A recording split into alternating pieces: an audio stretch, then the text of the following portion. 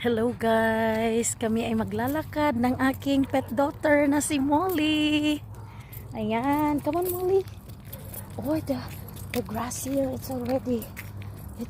they grow taller already. Can't you see? We were not able to see that the grass before are shorter and now it is taller. Kasi nga, hindi nga tayo nakakapaglakad anak dahil nga nag-work ako anak eh. Hi. And now we can freely walk.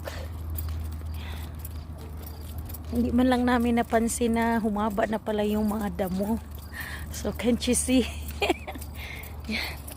So that's my daughter Molly.